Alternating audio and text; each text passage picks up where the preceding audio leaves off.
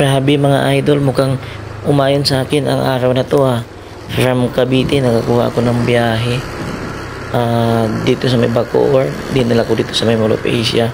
And then ito mga idol, pangalawang biyahe ko to ngayon. Pipikapin ko dito sa may Mall of Asia.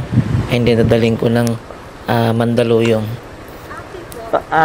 Aki D? Sige ba? Shower ka ma'am. Sige po.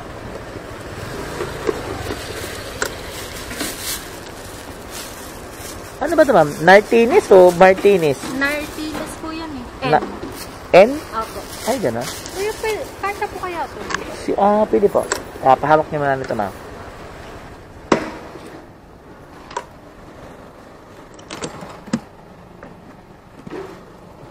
Ito po kayo? Dito na pa hindi matupi. Ay, hindi. Okay na po. Ayaw mo na ipasok? Kasi naman. Matutupi po ba? Hindi naman. Ayan, ngayon. Ayan.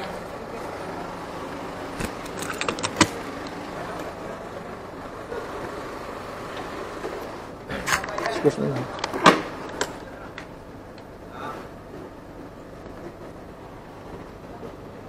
Sige po. Wala signal. Sige ma'am.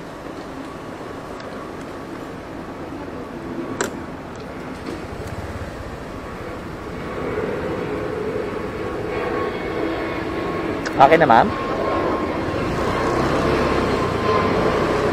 Walang signal dito. Saan na labas ma'am? Dito din? Ikot. Pabalik dito? Opo, pabalik po.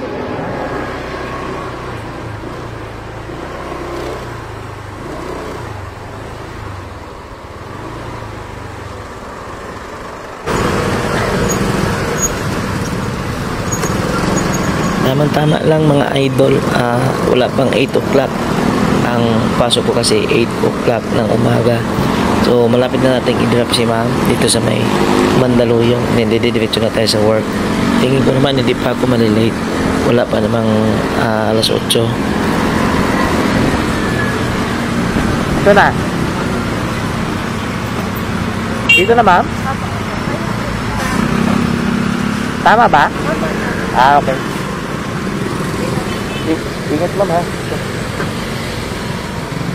Kaya lang gamit mo. Ano po? Sa likod.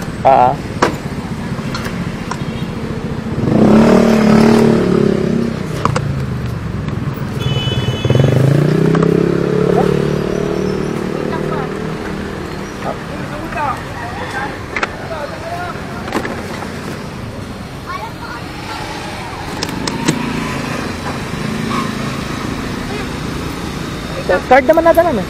Card mo? Opo. Sige po. Ay, sige, thank you ma'am. Salamat. Ang bait ni ma'am. Naka-card yung payment niya pero nagbigay pa rin ng 50 pesos na tip. So, nakita niyo naman sa video, 2.20 at saka isang 10. So, may 50 pesos din na binigay niya.